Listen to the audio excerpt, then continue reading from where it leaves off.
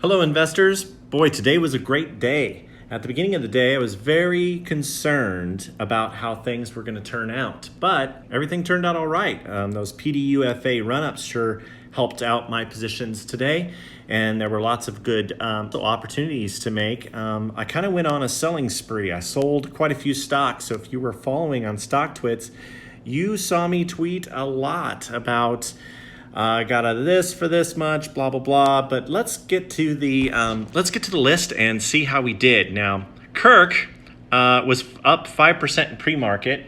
With it being up 5% in pre-market, personally, I was up 21% for a 21% gain. I felt pretty good about that. So, with the uncertainty of this morning, I decided to go ahead and sell my Kirk. So I sold it for a 21% gain. That was the number one pick for yesterday. So that was the number one stock that I made as a pick on Friday. It had great volume. I think it's still got lots of room to run. I just sold it because I was worried it was going to be a red day. You know, it ended up not being a red day. So I'm real happy with that. Hopefully you are too. So if you still own it, I think it's a great stock to own. It had more than average volume. It's still running up.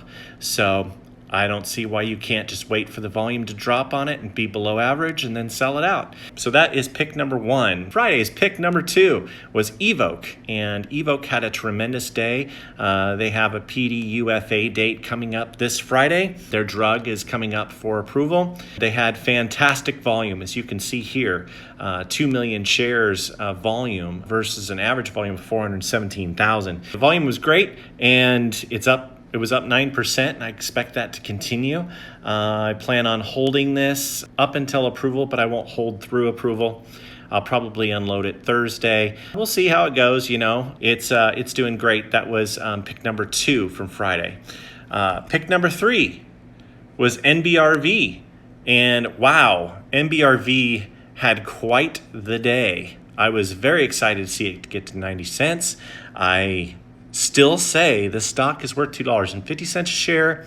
I did not sell it today. I held on to it. It was a tremendous gainer for me at 10.99% up and 24 million volume. You can see on that worth an average volume of 5 million shares. So the volume is fantastic on NBRV. So I think the buyers are coming in for sure. I like that. T2, you know, it had a 20% gain on Friday. So yes, it had a 2% loss today, but I wouldn't be discouraged by that.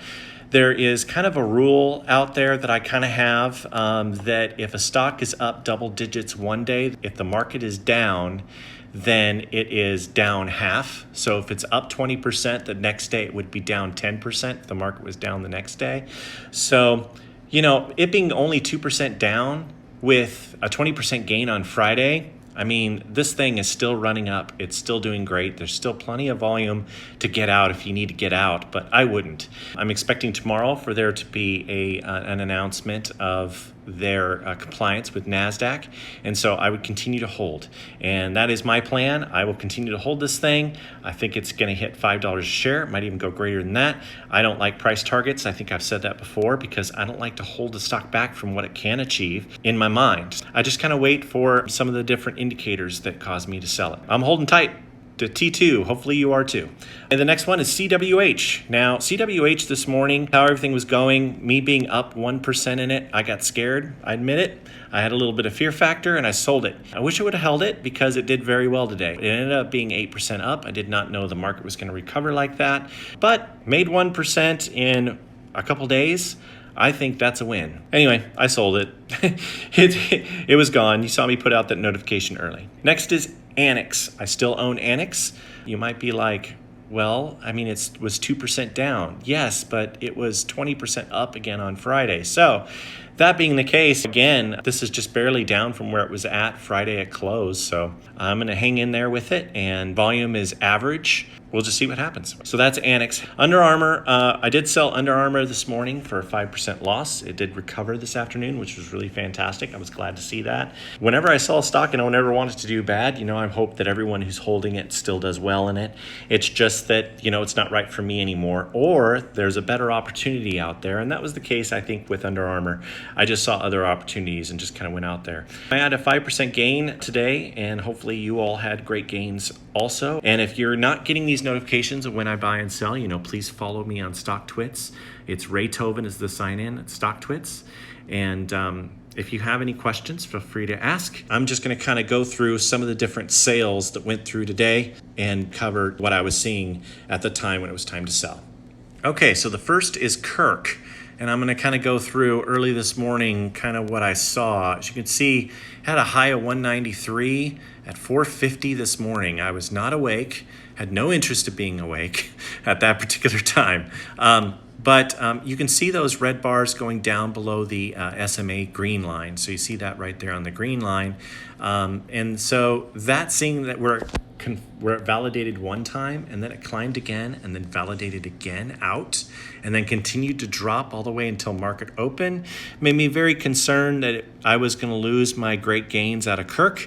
And so I am probably one of those red bars right there selling along there, but I gave a notification out once I sold.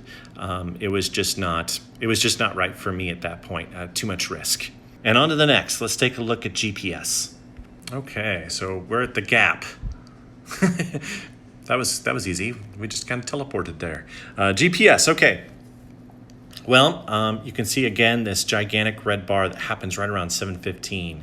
And about that time, I'm like, market's down. It just gapped down again. I don't like that. So I sold. So that is why I sold GPS for just a measly 1% gain. But again, I was worried about losing my profits on it. So anyway, moved out of it. That's how it works. Okay, next is CWH. Okay, so you can see Camping World really had a great day. I probably should not have sold it when I did, but I did. So, that happens. That big red bar there that's happening pre-market, you can see it right there. That was the reason why I became concerned just with the news and everything. And so I sold out.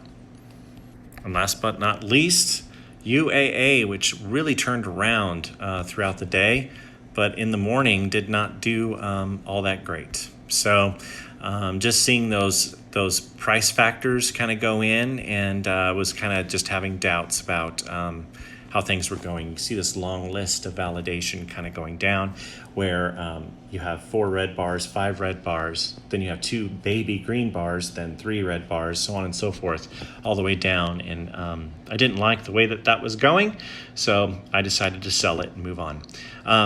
Again, hopefully all of you had a great day. Hopefully everyone is getting a great amount of insight from this list, and I hope to continue doing it.